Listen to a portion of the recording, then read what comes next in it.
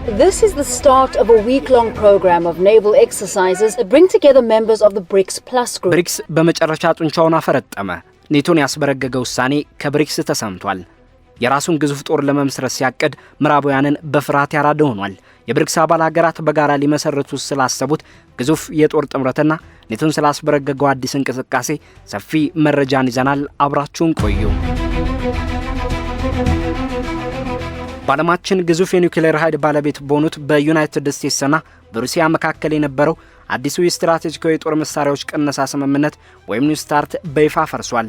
ይህም ላለፉት 5 አስርተ ዓመታት በሁለቱ አያላን ሀገራት የስትራቴጂካዊ ጦር መሳሪያዎች ክምችት ላይ ተጥሎ የነበረውን መደበኛ ገደብ ለመጀመሪያ ጊዜ ያለማንም ተተኪ ስምምነት እንዲቀር አድርጎታል። የክስተት በዓለም አቀፍ ደረጃ የኒውክሌር ጦር መሳሪያ መስፋፋትንና አዲስ የጦር መሳሪያ ሽቅድምድም ሊቀሰቀስ ይችላል የሚል ከፍተኛ ስጋት የፈጠረ ሲሆን የተለያዩ ወገኖች አዳዲስ የደህንነት ማዕቀፎች እንዲዘረጉ ጥሪ እያቀረቡ ይገኛሉ። ከነዚህ ጥሪዎች መካከል የናይጄሪያው ፖለቲካ ሳይንስ ምሁር ፕሮፌሰር አቡበከር ሳዲቅ አባ ያቀረቡት ሐሳብ የብዙዎችን ትኩረት ስቧል።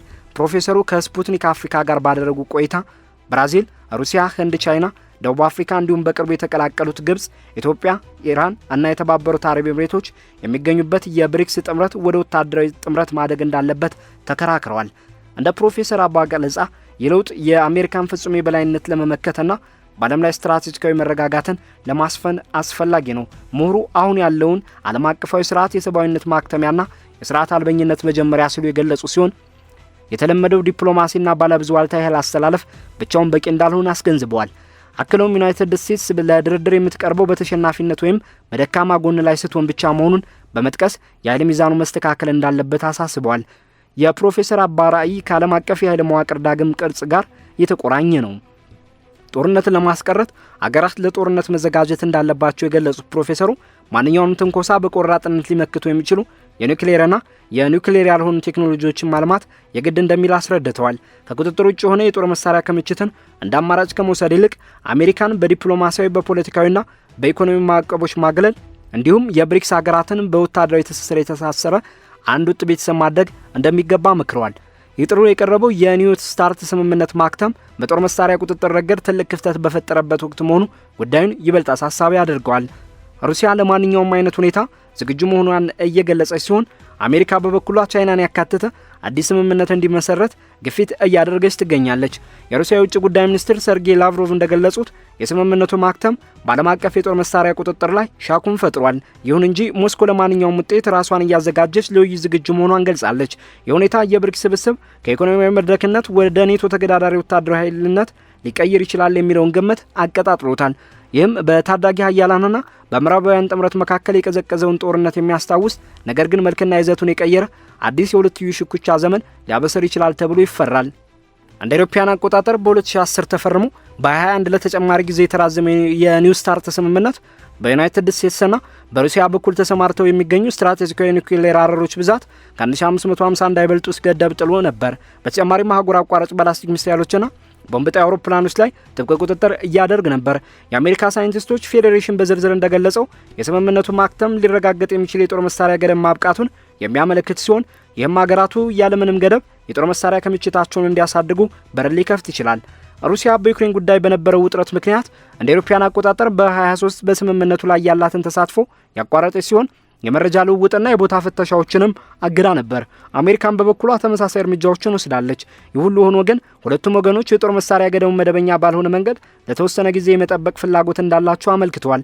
ሩሲያ ያለምንም ማረጋገጫ የቁጥር ገደቦችን ለአንድ ዓመት ለማራዘም ሐሳብ አቅርባለች። ይሁን እንጂ የአሜሪካው ፕሬዚዳንት ዶናልድ ትራምፕ የቻይናን እያደገ የመጣ የኒውክሌር አቅም ግምት ውስጥ ያስገባ ዘመናዊ ስምምነት እንዲኖር ሲሟገቱ ቆይተዋል። የቻይና የኒውክሌር አረሮች ብዛት በአሁኑ ወቅት 500 አካባቢ እንደሚሆን የሚገመት ሲሆን እንደ አውሮፓውያን አቆጣጠር በ2030 ደግሞ ወደ 1000 ይደርሳል ተብሎ ይጠበቃል። ቻይና በበኩሏ የጦር ኃይሏ ከሁለቱ የኒውክሌር ሀያላን ሀገራት ጋር ሲነጻጸር እጅግ አነስተኛ መሆኑን በመጥቀስ እንዲህ አይነት የሶስትዮሽ ድርድሮችን ውድቅ አድርጋለች።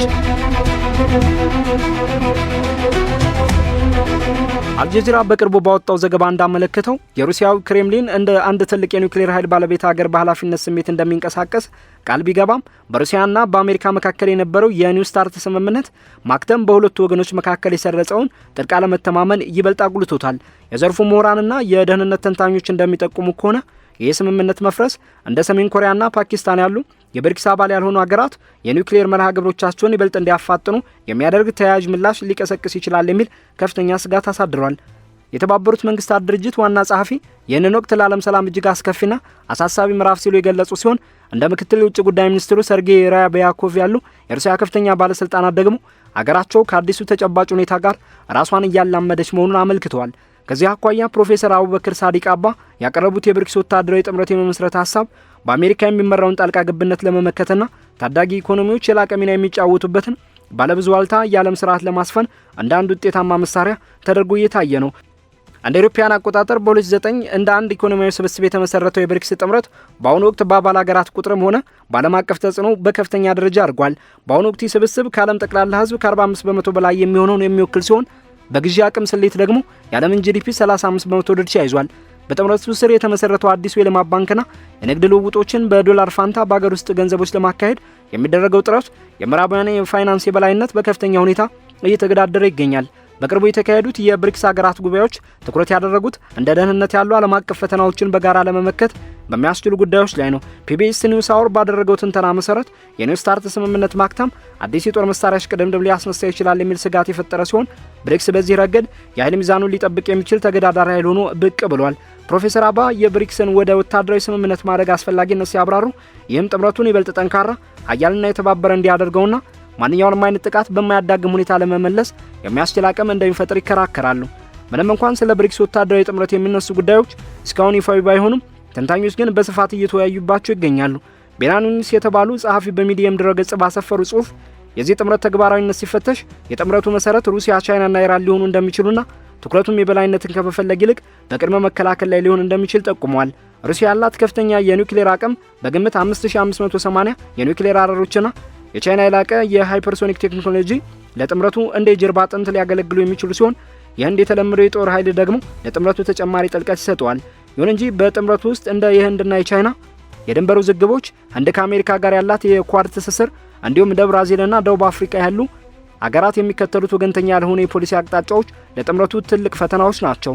ሳራየቫ ታይምስ እንደዘገበው የሩሲያ የውጭ ጉዳይ ሚኒስትር ሰርጌይ ላቭሮቭ የኔቶን በዩክሬን ውስጥ የሚታየውን እንቅስቃሴ ከሰፊው የራሽያ ደህንነት ስጋት ጋር በማያያዝ የብሪክስና የሻንጋይ ትብብር ድርጅት መሪ የሆነውን የማይከፋፈል የደህንነት ዋስትና አስፈላጊነትን አንስተዋል።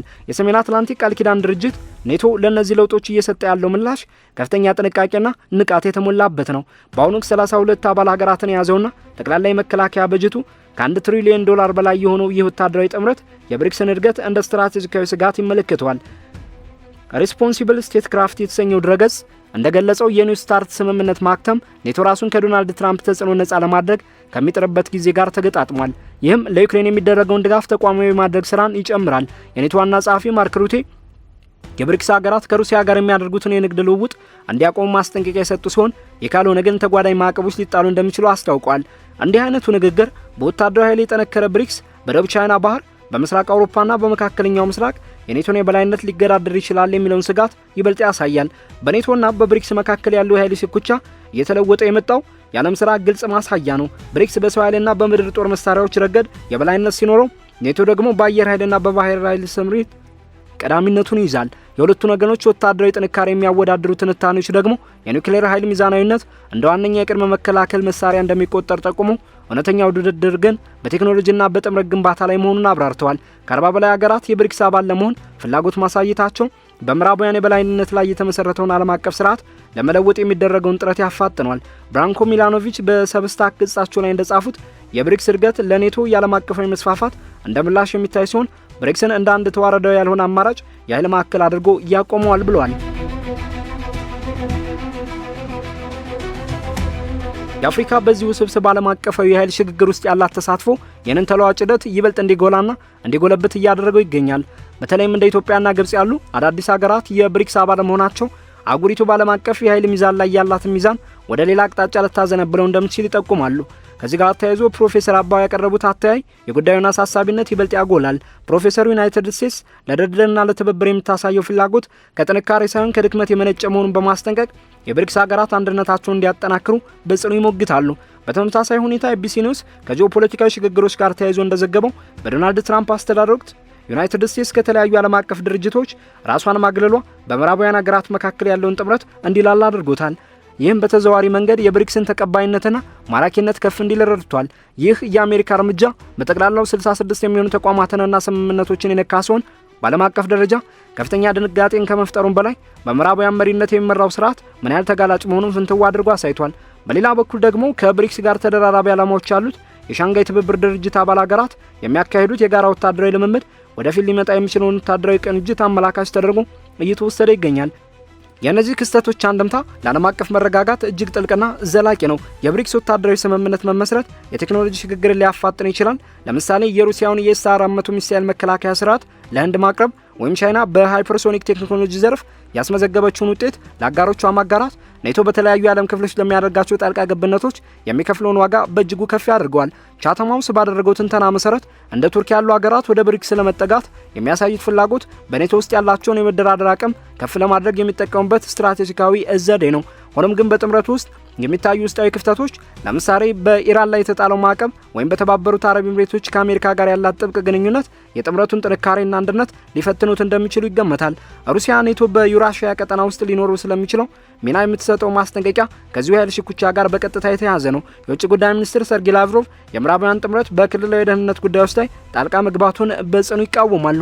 የዩክሬን ግጭት ኔቶ ራሱን እንዲያድስና ፊንላንድንና ስዊድን ጥምረቱ እንዲቀላቀሉ በማድረግ የምስራቃዊ ግንባር መከላከያውን እንዲያጠናክር ቢያደርገውም የብሪክስ ኢኮኖሚያዊ ጡንቻ ግን ከምዕራባውያን የበላይነት ነጻ የሆነ ታላቁ የዩራሺያ አጋርነት የሚል አማራጭ እያቀረበ ይገኛል። በላቲን አሜሪካ ያለው ሁኔታም ቢሆን ከዚህ የተለየ አይደለም። ቻይና በፓናማ የነበራትን ተጽዕኖ ማጣቷና በቬንዙዌላ ውስጥ የሚታዩት የሲአይኤ እንቅስቃሴዎች ሰፊው ዓለም አቀፋዊ ፉክክር ወደዚያም መንሰራፋቱን ያሳያሉ ሲል ዜላ አስነብቧል። ኩባ የብሪክስ ተባባሪ አባል መሆኗ ደግሞ ስብስቡ በአሜሪካ የሚጣሉ ማዕቀቦችን ለመቋቋም ያለውን ቁርጠኝነት የሚፈትን አጋጣሚ ሆኗል። ዲደብሊው ስለ የመጨረሻው የፍርድ ሰዓት ዱምስዴይ ባወጣው ዘገባ የኒው ስታርት ስምምነት ማክተም ዓለምን ለከፍተኛ አደጋ እንዳጋለጣት ገልጿል። ዶናልድ ትራምፕ የቻይናን መነሳት ከግምት ውስጥ ያስገባ የተሻለ ስምምነት ያስፈልጋል የሚል ሀሳብ ቢያቀርቡም ፕሮፌሰር አባና የመሰሉ የታዳጊ ሀያላን ሀገራት ምሁራን ግን በምዕራባውያን ላይ ያላቸው እምነት በመሟጠጡ የጦር መሳሪያ አቅምን ማሳደግና ወታደራዊ ጥምረት መፍጠር ብቸኛው አማራጭ መሆኑን ይሟገታሉ።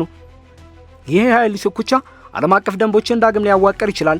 የብሪክስ ወታደራዊ ኃይል ሆኖ መውጣት ኔቶ ራሱን እንዲያስተካክልና በኤሲያ ፓሲፊክ ቀጠና ያለውን አጋርነት እንዲያሰፋ ሊያስገድደው ይችላል። ቴክሳስ ናሽናል ሴኩሪቲ ሪቪው እንዳሳሰበው አዲስ የዓለም ስርዓት እንዲመጣ መመኘት ብቻውን ዋስትና አይሆንም። የፕሮፌሰር አባይ ጥምረት ጥሪ በአሜሪካ ማዕከል የዓለም ፖለቲካ ላይ በተለይም በኢራቅና በሊቢያ የታዩት ጣልቃ ገብነቶች የፈጠሩትን ብስጭት የሚያንጸባርቅ ነው። ምንም እንኳን ብሪክስ እንደ ኔቶ ያለ ጥብቅ ወታደራዊ መዋቅር ባይኖረውም እድገቱ ግን ኢኮኖሚያዊ ጥንካሬ ወደ ስትራቴጂካዊ በላይነት የሚቀየርበትን አዲስ የዓለም ስርዓት እያበሰረ ይገኛል። የካርኔጊ ፋውንዴሽን ጥናት እንደሚያመለክተው የብሪክስ አባላት ይህንን ስብስብ ከምዕራባውያን የበላይነት በኋላ የሚመጣው አዲስ ዘመን መጀመሪያ አድርገው ይመለከቱታል። የሚቀጥሉት ወራት ደግሞ በውይይትና በድርድር የመቀጠል ወይም በተጻራሪ ጎራ ውስጥ ተከፋፍሎ ወደ ባሰው ውጥረት የመግባት አቅጣጫን የሚወስኑ ይሆናል።